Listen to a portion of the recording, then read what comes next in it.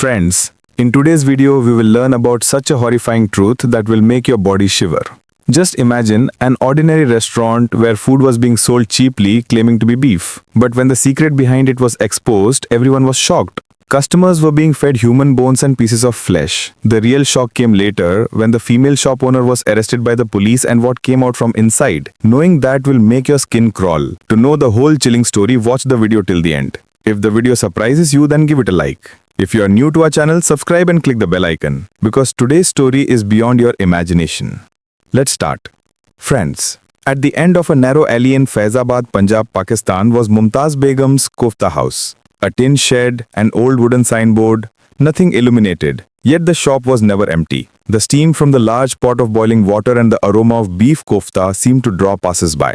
Some came to satisfy their hunger, some to chat. Everyone somehow ended up here.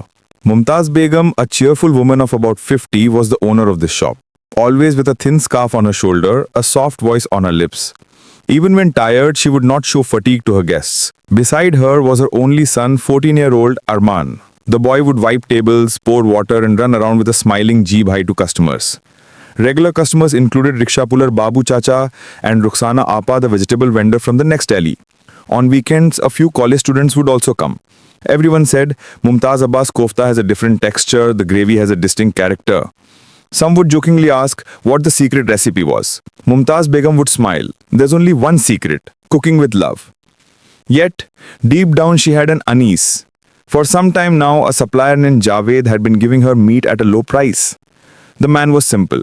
Every 2-3 days he would come in the morning with the black polythene bag and drop it off. It was much cheaper than the market price. After Corona, the price of beef had risen, and without this low price, it would have been difficult for her shop to survive. But sometimes when opening the bag, a strange raw smell would hit her nose.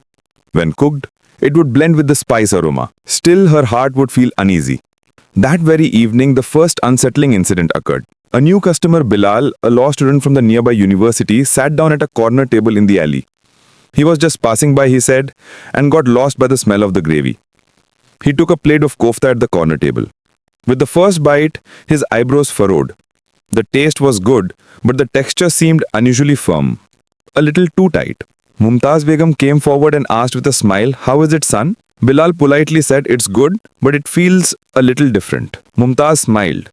If the cooking hand is different, the taste is also different. But with the second bite, Bilal's tooth hit something hard. He paused, thinking it was cartilage or a tough piece. Rolling it on his tongue, he realized the object was sharp and thin. Carefully pulling it out with his finger, he found a pale grey or black tiny piece, like a human nail. He shivered. The surrounding chatter, the smell of the gravy, everything seemed to fall silent in an instant.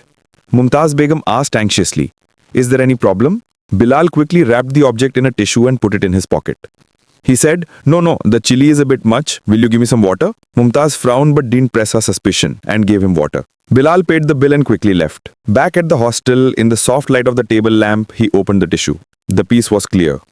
It was not bone, not skin, but a nail. His throat dried up. He quickly called his acquaintance Dua, a final year MBBS student at Punjab Medical College. Dua looked grim after seeing the piece. "It's not 100% certain by sight, but the structure is similar to human skin. If you want, I can get it tested at a small forensic lab tomorrow morning." Bilal couldn't sleep that night. Outside the window, the horns of Faizabad street still blared and the sounds of shops closing came. Only one question kept swirling in his mind.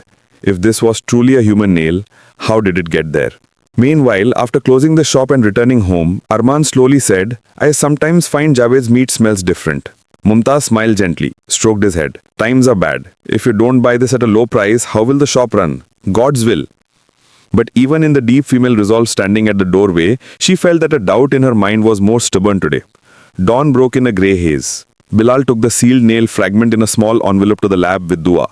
The technician carefully took the sample, handed over a receipt, and said the report would be ready by afternoon. Bilal emerged with the restlessness of a shadow. As the distant call to prayer reached his ears, a decision solidified in his mind. Whatever the outcome, the truth must be told. In the evening, the shop was crowded again. But today, Mumtaz Begum's hand trembled and spilling a cup of water as she placed it on the table. Whispers circulated in the alley. "Have you heard? The kofta from this shop has a strange smell." Rukhsana Appa laughed it off and Babar Chacha said, "As long as it tastes good, that's all that matters." Only Arman was standing in the corner noticing that his mother's eyes lacked their usual serenity. On the other hand, Bilal was sitting with a cup of tea. A short message arrived on Dua's phone. Prima facie indication human nail detail report being prepared. Reading the next line, he stood up. We must inform the police, don't delay. Night fell over that narrow alley in Faizabad. Smoke rose from the pot, the gravy simmered, customers' laughter, conversations, all as before. Yet somewhere an invisible darkness was gathering. Bilal put his phone in his pocket and, pulling the door of the police station's address, thought that the story of this alley might not just be a tale of taste, but perhaps the door to a horrifying crime. Afternoon turned into evening. Bilal took the small, sealed fragment to the nearest police station in Faisalabad. Sitting before the duty officer, he recounted everything, where he had eaten, what he had found, and the medical student's preliminary opinion. Placing the envelope on the table, the officer said in a grave voice, "This is a serious accusation. I will inform DSP R.F. Malik." DSP R.F. Malik was known for his strict discipline and impartiality. He arrived within minutes, tall with slight creases on his forehead and a sharp gaze. Taking the envelope in his hand, he said in a slow voice, "We are sending the preliminary report to the forensic lab. Before that, the location must be sealed to prevent the destruction of evidence." Bilal nodded. He knew that from now on the incident would grow beyond his control. Just before dusk, a police jeep stopped in front of Mumtaz Begum's kofta house. The people in the alley peeked through their windows. Arman was clearing tables and Mumtaz Begum was lowering gravy into a pot. As 4 constables entered, DSP RF politely said, "Don't be afraid, mother. We need to examine some samples. We need to check the kitchen, the storeroom, everything." Mumtaz Begum's face turned pale. "We run an honest business, you know." Arif calmly said, "That's why I'm saying, if there's nothing, your name will be cleared." The large pot in the kitchen, the gravy, the raw meat, even the black polythene bag that Javed had delivered that morning, everything was collected as samples in separate sealed packets. When someone tried to record with a camera phone, the constables moved them away. A yellow under-investigation seal was placed on the shop door. Whispers spread through the alley. "Have you heard about the meat problem?" Someone gasped. "We ate it yesterday. Does that mean—" Armin bit his lip, his insides tightening. Only one thought was in his mind. Ami didn't do anything wrong. That night, Mumtaz Begum gave her statement at the police station. "For 7 or 8 months I've been getting meat at a low price from a boy named Javed, much cheaper than market rates. If I didn't take it, the shop wouldn't survive. Sometimes when opening the bag I'd get a strange raw smell, but it would blend with the spices when cooked, yet my heart would feel uneasy."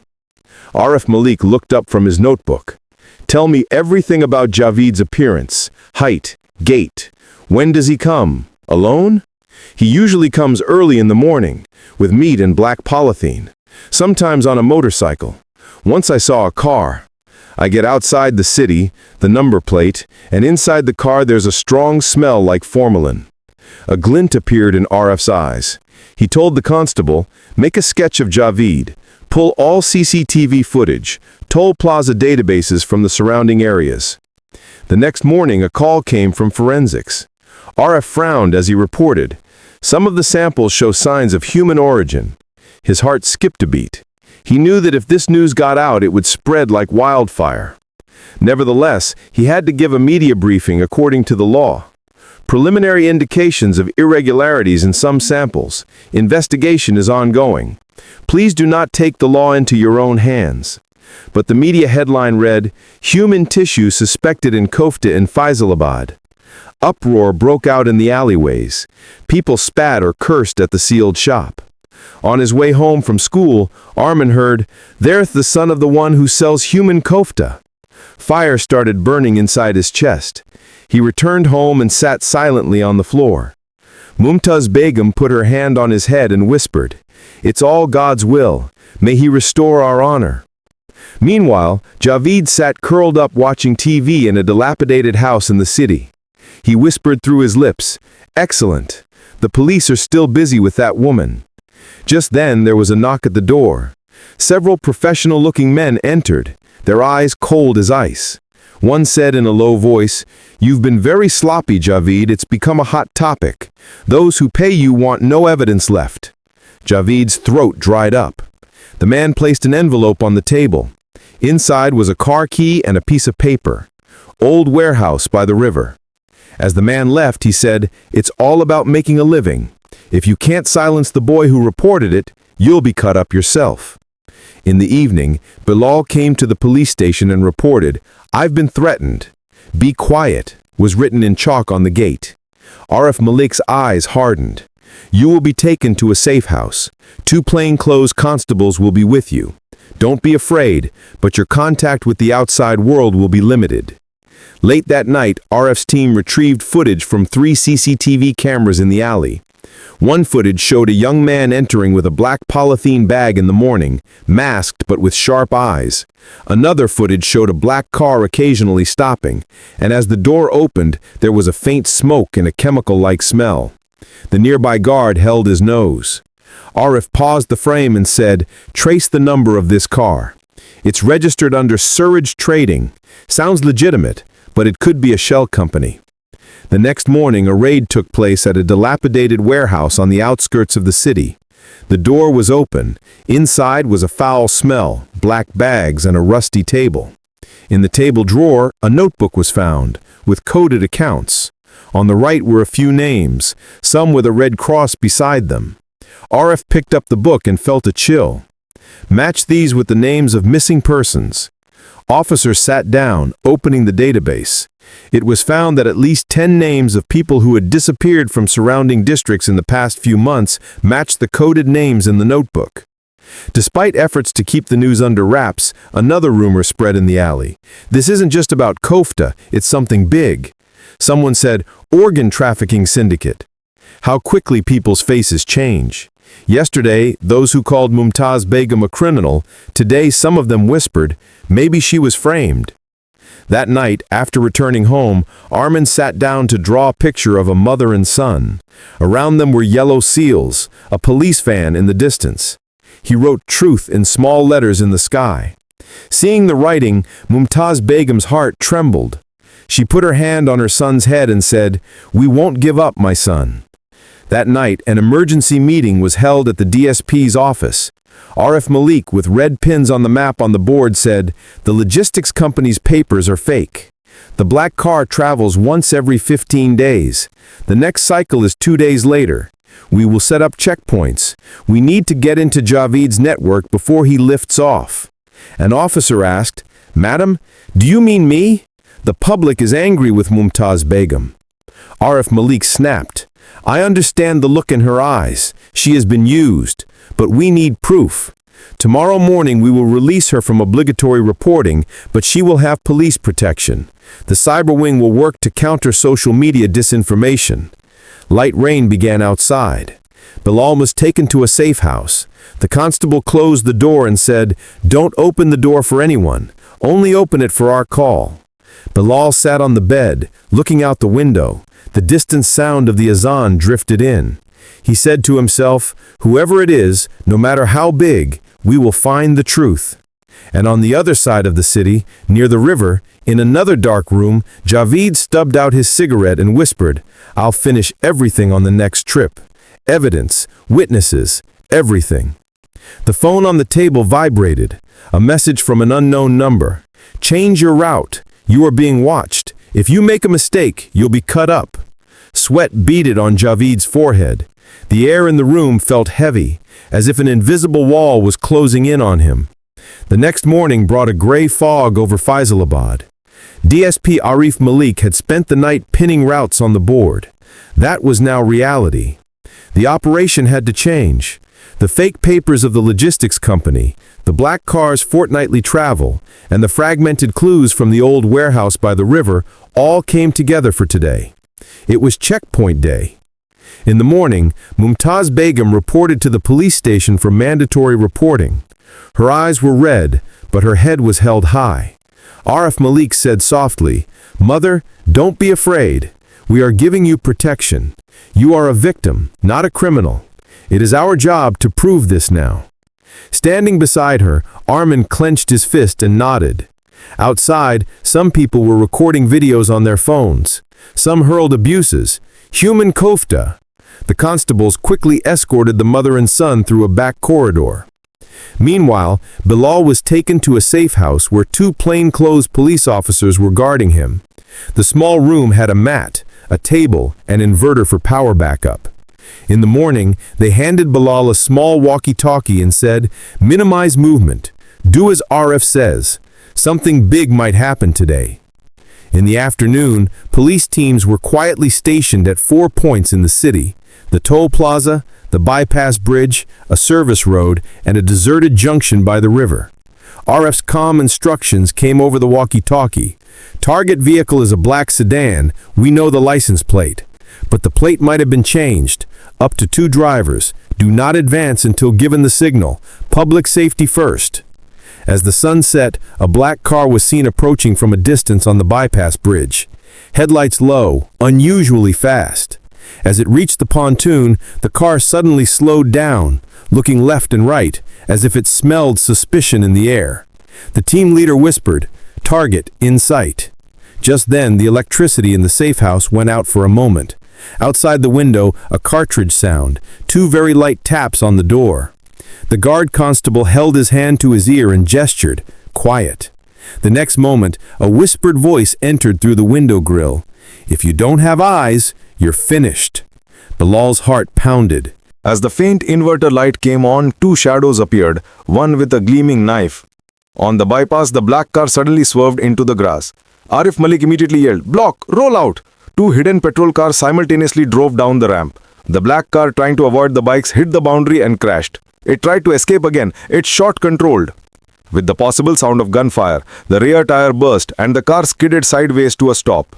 At the safe house, the first assailant charged and the constable pounced, a sharp blow from his baton. The second man, trying to grab Bilal, crashed into the table. Bilal himself, using a basic palm heel strike learned in police training, slashed with the knife. As he tried to escape through the broken glass window, his hand was soaked in blood. Still, he ran into the yard and headed for the gate. As backup sirens blared outside, the assailants fled, disappearing into the darkness of the nearby alley. The guard shouted, "Search! Block!" On the bypass, as 2 suspects with their hands up surrendered, the team subdued and handcuffed them. When the trunk was opened, everyone held their noses. A large cooler box wrapped in tape with a strong smell of formalin inside. Plastic packets under the ice. Arif clenched his teeth and said, "Forensic unit on site. Seal it." Next to them, the documentation team, following all protocols, filmed. Arif softly told his team, "Keep the media away. No leaks at this moment." Bilal was put into an ambulance from the safe house. His hand was bandaged, his eyes held terror, but his voice was firm. "Sir, they said warehouse by the river. I heard it clearly." Arif nodded. "We know too. You are safe tonight. If you live, the truth will live." Around midnight, interrogation began in the police station's interrogation room with the 2 arrested individuals. One with a dry throat said, "We are just drivers, sir. We didn't make the packages. They come from the warehouse." Arif asked in a cold voice, "Where is the warehouse? Who gives them?" A long silence. One of them whispered, "Next to the old dry dock. We don't know the names. The black car changes once a month." At the same time, the cyber team found traces of money exchanged from the terrorists' shell company accounts, registered under fake names, but the receipts consistently went to a few fixed names: Suraj Trading, Nawab Para, Warehouse, and Old Port by the River. Matching the missing persons list with the coded names in the warehouse notebook, a silent dread fell over the investigation room. Someone whispered, "This is not just meat, this is organ trafficking route." Meanwhile, the atmosphere in Mumtaz Begum's neighborhood was still prickly. Someone had written "murderer" in chalk on the grill of her house gate. Even though a constable would erase it in the dark of night, someone would write it again in the morning. Arman stood near the gate and said in a gloomy voice, "Ammi, what if they destroy the evidence?" Mumtaz sighed. "The rope of evidence is in Allah's hands. He will not abandon us." At the DSP's office's war room, the final briefing was held. Arif marked a red line on the map and said, "Old dry dock, riverfront. This is where the packages are arranged. Tonight, fire, safety, ambulance, body-worn cameras will all be ready. Everyone keep in mind that they might destroy evidence, timer traps, all possibilities." Someone in the team's voice trembled. "Sir, what if there are improvised explosives?" Arif said in a steady voice, "The first unit will go in cautiously. The room will breathe before we enter. Then we will proceed." After dusk, the fog thickened by the river. Rust covered the tin sheets of the old shed. It was dark inside. A small trawler anchored in the distance. Javed stood on the trawler's deck, lighting a cigarette, his eyes anxious, his lips contemptuous. Beside him, a man with a heavy voice whispered, "The police have figured out the route. If we don't clear it tonight, our names will come out tomorrow." Javed's hand trembled on the table above. "Evidence?" The man showed a small metal box. "Timer 5 minutes. Get in, leave it and get out." Javed's throat dried up. He knew he was just a pawn in this game. The operation began after 2 a.m. The unit entered first, and as the metal scanner tapped a corner, a faint beep sounded. Arif raised his hand and gestured. "Device there. Danger." Just then a cautious cuffing sound was heard from the other side. Someone was moving inside. Team 3 headed for the back door. The hands of the clock seemed slow. Outside stood the first aid ambulance. Inside only the soft sound of breathing and the whisper of the walkie-talkie. Just then, in the safe house, Bilal looked at the sky through the door crack and messaged Dua, "It will end today." Dua replied, "Not the end, the beginning of justice." Dua stood beside him and said, "If you weren't there, the evidence would have been suppressed." Finally, a major court ruling sentenced Javed and the main players of the syndicate to life imprisonment. The judge's voice declared, "Selling human flesh as animal meat is forbidden in Islam, and it is also a heinous crime from a humanitarian perspective." The alley in Faizabad was crowded again. Mumtaz Begum's shop with a new gleaming signboard, "Halal Kofta House." Inside, a new light in the mother's eyes, a proud smile on the son's face, and outside one message floated in the air. No matter how late, truth will always prevail. The story of today's horrifying yet real incident ends here. Friends, I request you all, always be vigilant against such inhumane crimes, and keep your eyes and ears open to know the truth. If you liked the video, please like it, share it, and if you are new, subscribe to the channel and click the bell icon so you don't miss more thrilling stories in the future. See you in the next video. Allah Hafiz.